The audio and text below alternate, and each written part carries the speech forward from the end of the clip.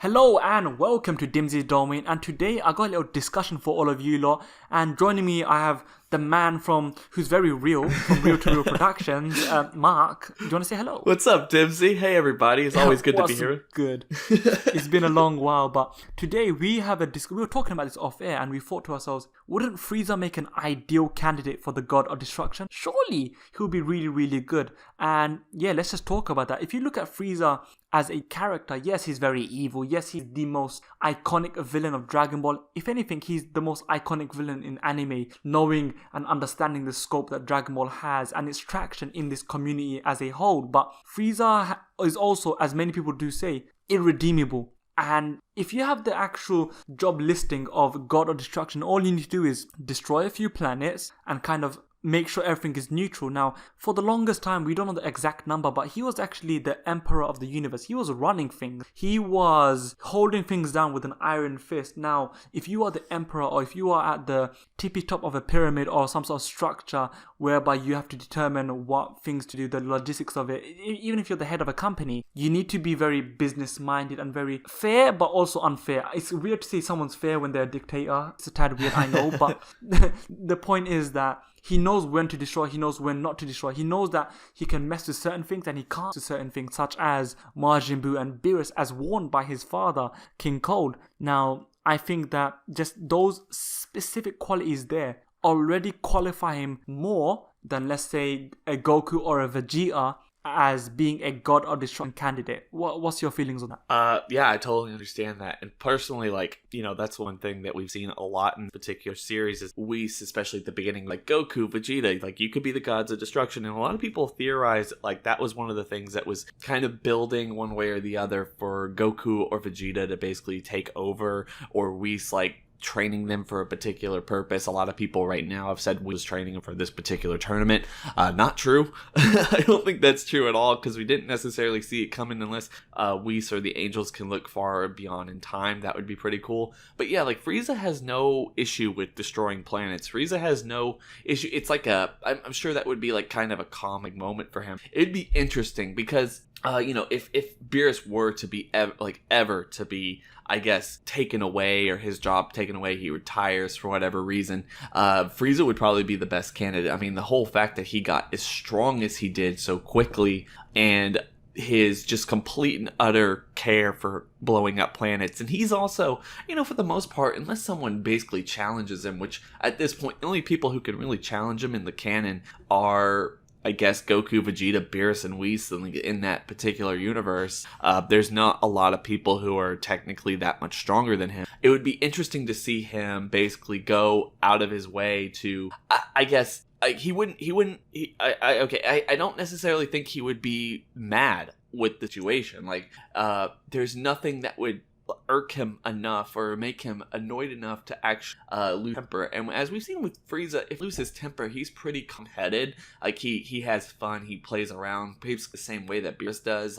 They don't get annoyed, or he doesn't even get annoyed as much as Beerus does. So I could see it happening. If it were to be something that happened, I could see it happen. You touched upon the whole strength factor. Can you imagine, and I guess this is a question for all of you lot down in the comment section down below, can you lot imagine what would happen if Frieza underwent training from Whis? So, training from Tagoma has made him a golden boy, but imagine training from Whis. He would be some sort of maniac.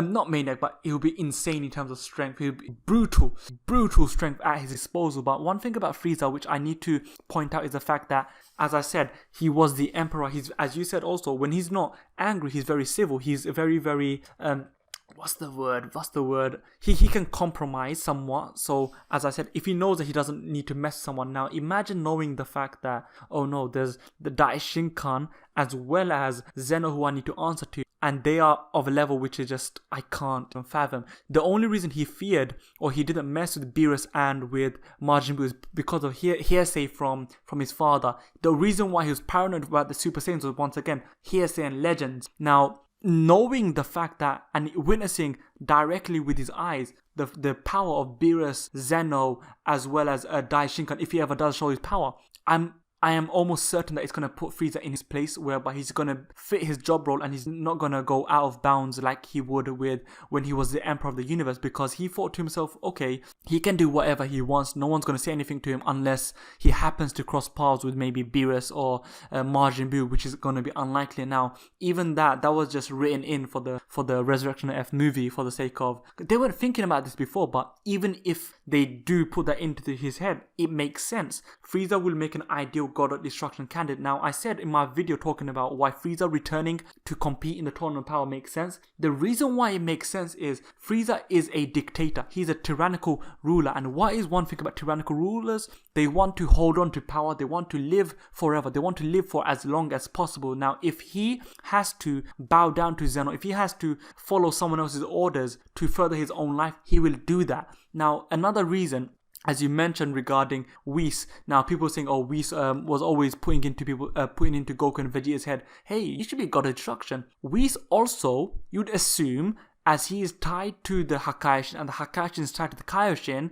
Whis would want to prolong his life. Now, who is the ideal person you want to destiny bond yourself to? It will be someone who wants to live forever, who doesn't want to die, who's adamant to never die. Frieza never wants to die. Frieza wants to survive for as long as possible. Therefore, Whis' existence, Whis' abilities to pretty much just exist and prolong his own life is prolonged because Frieza is not going to do anything stupid, whereas Beerus is always sleeping. And you'd assume this probably is headcanon once again. Beerus' slumber might put him at risk because of the fact that the Kaioshins are always at risk, because the Kaioshins are stupid idiots as they just get into things, whereas you'd assume that actually Beerus should involve himself. This is more so a God of Destruction business. And Frieza would always keep an eye on the Kaioshins to make sure that he doesn't fall into some sort of danger of him dying. So I think that for those reasons alone, Frieza is very likely, and he would make an ideal God of Destruction candidate. But let me ask you one thing, Mark. Why wouldn't he?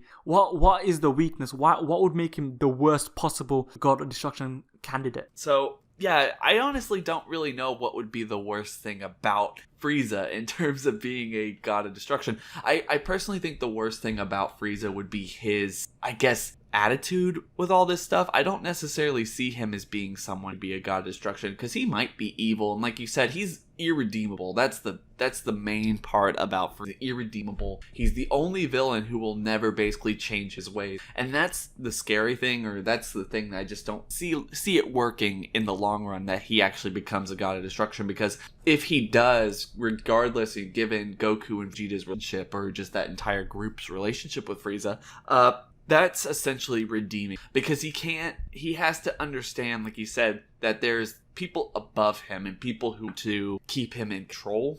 And I don't ever see him coming to a realization or giving Goku or Vegeta enough to basically work on that level or work for just the way he does. Because even if he does kind of take this like with stride and becomes the God of Destruction, he's not necessarily, even though he might be the strongest person outside of Whis in that universe, he is still a servant. And the one thing that Frieza doesn't ever want to be is servant. He doesn't want to be second tier to anyone. That's when we met him in Namek. He didn't want to be weaker than anyone. He tried his damnedest. Goku couldn't. And I think that would probably be about it. He just couldn't let himself be it. He wouldn't be able to. I don't want to see if that's like who is, I guess, comfortable enough or I guess good enough to basically join fight in terms of being a God of Destruction. I know it's not going to be Goku. I know it's not going to be Vegeta. I know a lot of people have said Oob is probably it. And Frieza, on some levels to me, works because of his ability to blow up planets. He works because he just kind of has an attitude that's, I guess, a little bit similar, just this high and mighty attitude from Champa and Beerus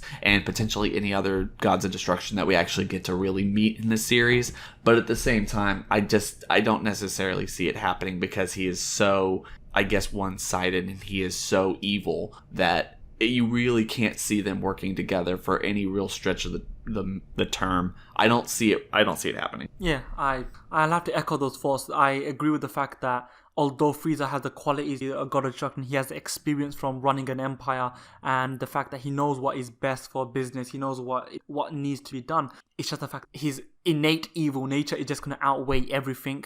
Even though they never really did specifically state that, okay, the God of Destruction has to be righteous, he has to be good. And it seems like Zeno does not care about those qualities as well, so long as he's having fun. He doesn't give a crap. Even Whis, he doesn't care. He sees people getting murdered and the civilizations getting destroyed and decimated. I think the evil nature of Frieza, who's always going to be plotting and scheming for something else, especially right now, so long as Goku is alive, there is no way Frieza will let him stay alive without bringing some sort of danger to his life. So yes. Anyway, guys, I'm going to leave it as that. I'm going to ask you to check out Real to Real's channel. Check out his videos. He does theory videos, discussion videos, and here's the cool part. He doesn't just do Dragon Ball. He does other anime, but most importantly, he does movies, TV shows, The Walking Dead. I've been featured in a lot of The Walking Dead videos. So if you guys want a very holistic approach to content creation, whereby anything entertainment is just covered, check him out. Just check it out. You're not gonna regret it. So like, share, and subscribe with your scouter and whatnot. You may now exit Dimsy's domain. Thank you and goodbye.